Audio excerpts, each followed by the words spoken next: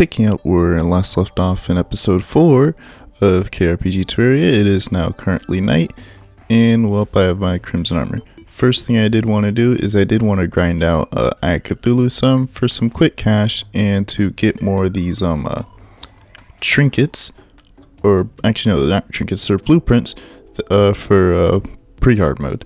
Seeing as, you know, there are some I did want to get, like the water walking boots, because I really don't feel like going through a lot of water chests to find those, and I felt it was just easier to just use the blueprints and try to see if I can get one. Also, the lava charm is another thing I want to get, because I do want to make the lava waders. I actually don't think I've ever really made them before in like a real game, seeing as how rare getting water walking boots and a lava charm is. Now with the cash I got in, I decided to buy Mini Shark, as it is better than the Searing assault rifle that I got from KRPG, and this Mini Shark has the cryonic modifier on it. And now the modifier is kind of interesting as it slows down enemies. It even works on bosses, which you'll see when I fight Skeletron. It is it's a bit strong, I will say. Now I decided to quickly chop down some trees, as I found I was kind of low on wood, to expand my base a bit, as there are a few more NPCs I'd like to move in, like Mutant and Abomination. Here I'm exploring the rest of the world, both left and right, because something I noticed is that I actually haven't discovered the dungeon yet, and you know, you can't really fight Skeletron without discovering the dungeon, so I decided to do that, and I came across a temple. Unfortunately, the dungeon is not on this side of the map. I think this is the left side.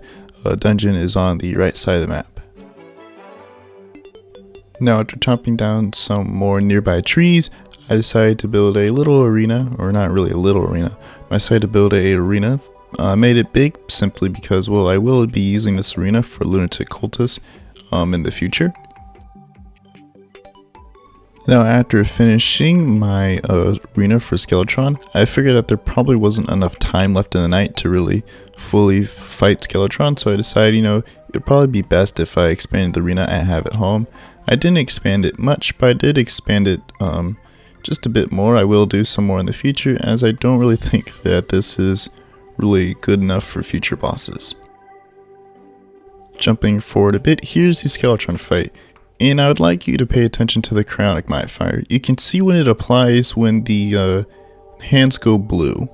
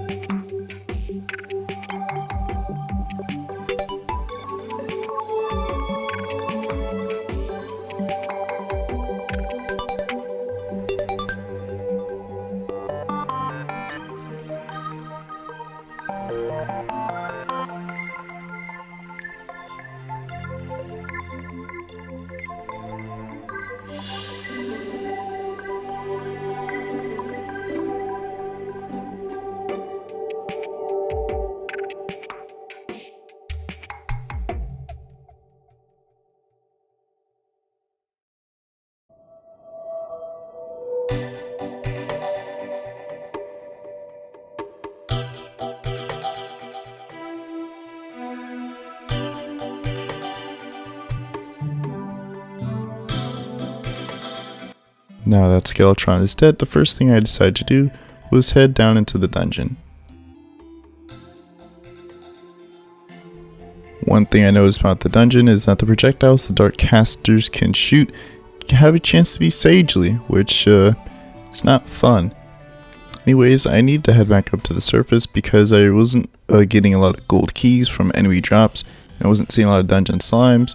So anyways, I decided to head back up. Because of that, I do have a mod installed where you can create golden keys from gold bars, although I didn't have a lot of gold bars because I used all my gold bars trying to make gold armor.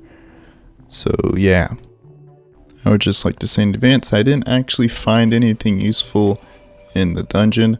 Unfortunately, I did find a handgun. That was about the best thing I found. I could have found a cobalt shield if I looked more, but I didn't really feel like exploring the dungeon too much more, as it is kind of a boring segment in a pre-yard mode. Exploring the dungeon isn't really the most interesting thing to do, and I wasn't too worried about finding a cobalt shield anyways, as I did just end up crafting one later on. At this point I decided it was best if I started preparing for Wall of Flesh, so I started digging straight down.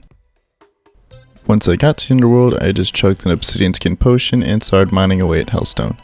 I did sort of forget that I do need obsidian and actually to create Hellstone bars, so that was kind of fun having to find a way to drown close to the underworld without actually drowning the underworld directly, as you can't really do that because the water will just end up evaporating.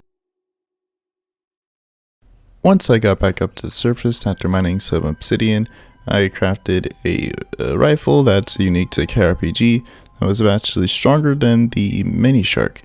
Of course, made a Hellstone pickaxe and of course all the other stuff you'd make, including Hellstone armor. I was contemplating making necro armor, seeing as I was primarily using ranged weapons, and ranged weapons of course get a boost from necro armor. But then I realized necro armor has less defense than Hellstone armor, and I wasn't really sure if that defense would come in handy.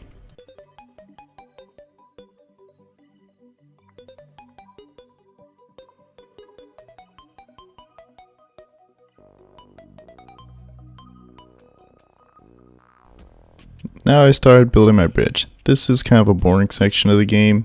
You don't really have to build your bridge, but it's kind of hard to beat Wall of Flesh without the bridge. The only other boring section I can really think of off the top of my head is finding, the rare ores like mithril, titanium, orichalcum, cobalt, whatever you got in your world. But fortunately, with Spelunker potions, that makes it easy. Unfortunately, Spelunker potions are kind of bugged in this game. They don't really work. They just don't really light up anything, which I'm not really sure why. Even with the Buffaria mod and having that mod installed, you can combine 3 different potions to make one, and using that potion which has the Spelunker effect, ores still don't really show up. It's not really a problem in my Calamity world, my personal world, but it's a problem here. I'm not really sure which mod it is. It's probably KRPG, seeing as that's the only difference between my KRPG world and my Calamity world. Anyway, jumping forward quite a bit, here's Wall of Flesh fight.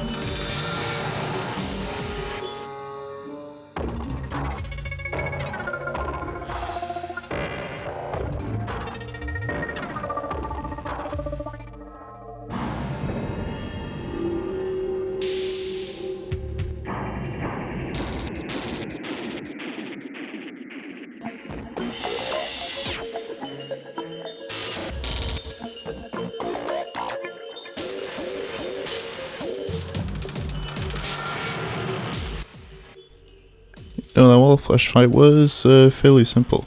So here I'm just trying to clear space so I can actually safely collect my awards.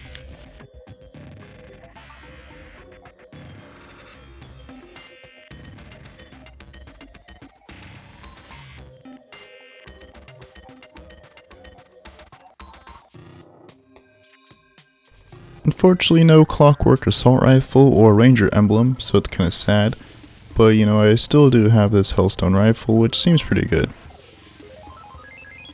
Of course, first things first, and I do need to break some demon altars, which again is still pretty difficult, and it's made even worse with all the modifiers that the KRPG has.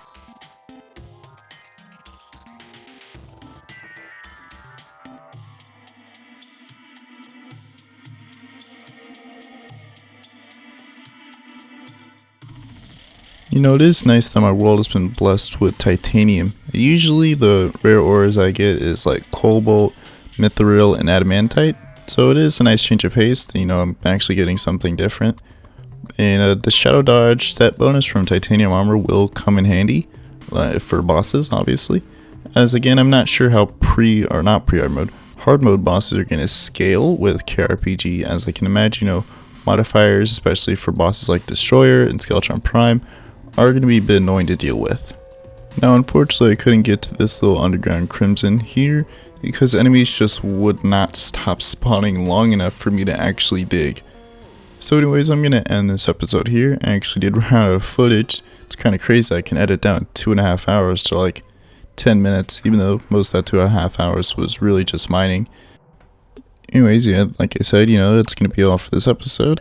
I am gonna have to, mine those rare ores off camera, but, I don't really mind, even though it is gonna be difficult to do it without Spelunker potions, but I'll manage. Titanium's really just gonna be the hardest one to find. But anyways, yeah, that's the end of the episode. I will keep uploading KRPG regularly. I do want to finish this series, as it's kind of postponed a bit too long.